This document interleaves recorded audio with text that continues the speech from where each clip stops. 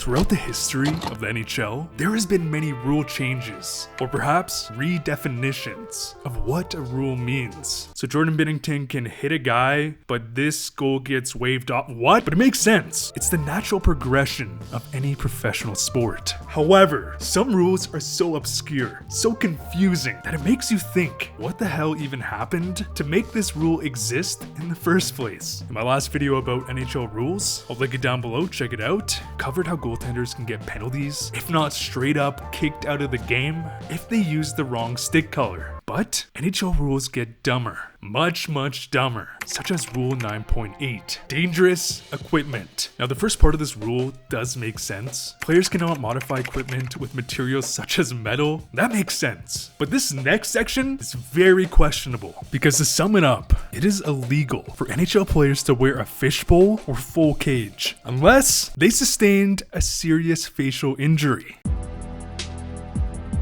Back in 2011, the Globe and Mail would release an article titled "Shot Blocking in the NHL Shifts from Rarity to Necessity," as they would highlight that back in the day, blocking shots was so uncommon that not until 2005 did the NHL even start recording blocked shots as a stat. And in that season, the St. Louis Blues would lead the league with 634 blocked shots, whereas this season, the average team blocks 1,200 shots per season, with Vegas leading the way, as they are on pace for 1,500 blocked shots, which is over double than the St. Louis Blues. And a big reason to this uptick is the fact that it's not even just bottom six guys eating pucks, throwing their bodies on the line. Star players are blocking shots too. So stopped by Pettersson. I was shocked to see the other day that Elias Pettersson this season ranks second in all forwards in blocked shots. But why? The art of the deflection. Coinciding with blocks, we have seen tipped in goals exponentially increase. Chris Kreider back in 2021 would set the tipped in goals single season record, as he would score 33% or 17 of his 52 goals on tips. Or even Joe Pavelski, as he would have to beg Brent Burns every day after practice so that he could hone in his deflection skills. But why do tipped in goals even matter? Simple, they are unpredictable. No matter how good the goalie is, deflections are a goaltender's worst nightmare, as we've seen teams set up double deflection plays.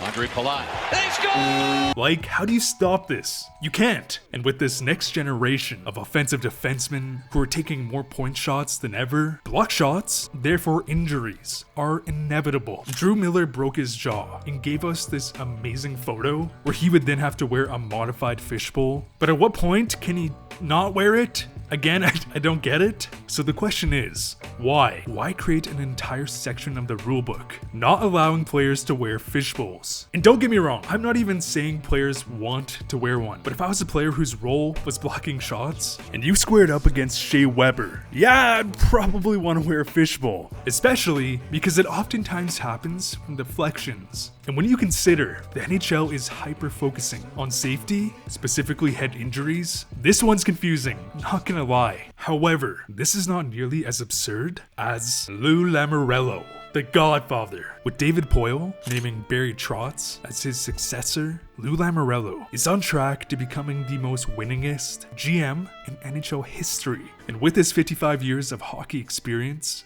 the guy picked up a few quirks on the way. Does this mean Lou's a boob guy? Because one of those quirks is a rule where if you want to play on Lou's team, your jersey number must fall between 2 and 30, with very few exceptions, such as a star player. In fact, when he was hired by the Islanders back in 2018, he would force Anthony Beauvillier, who wore number 72 before, to change his number to 18. And knowing Lou, if you refuse, you're off the team. It's not even a question. So why do this? Lamoriello wants players to focus on the logo on the front of their jersey and not the number on the back, as he thinks that when players choose a high number, they're focused on themselves and not the team. And I'm not even joking. This rule would contribute to Josh Ho-Sang having his NHL career ended before it started. Because back in 2017, Josh Ho-Sang would infamously be the second NHL player in history to wear Mario Lemieux's number 66. While TJ Brodie wore it for 3 games on a call-up from the minors, which was most likely a practice number and didn't matter, but I digress. And when it comes to whether or not you think Ho-Sang can wear arguably the greatest NHL player's number, I don't know. You can see it as a respect thing, and why even do it? Just choose another number. Or you can see it as Mario Lemieux is Ho-Sang's idol, and he wanted to honor Lemieux. This is what Ho-Sang would say. However, do you think the Godfather cares about your number? Because on day 1 of camp, Lamoriello would force Josh Ho-Sang to change his number. And it makes sense. This was one of Lou's principal rules. And being that Josh Ho-Sang was already flagged as a problem child with attitude issues, what went from a controversial jersey number spiraled into Josh Ho-Sang never playing on NHL ice again after Lou took over, where he is now playing in Russia. Add him to the list. But keep in mind, when Josh Ho-Sang was heading into the 2014 NHL draft, he was considered the most talented prospect in the class. And back in 2012, Josh Ho-Sang would play with McDavid, where he would surpass McDavid in points. Don Cherry literally said he was more talented than McDavid. But he had more talent. As far as I'm concerned, of all the guys we've seen, I think he had the most talent of anybody. Questionable, Don, but I get the sentiment.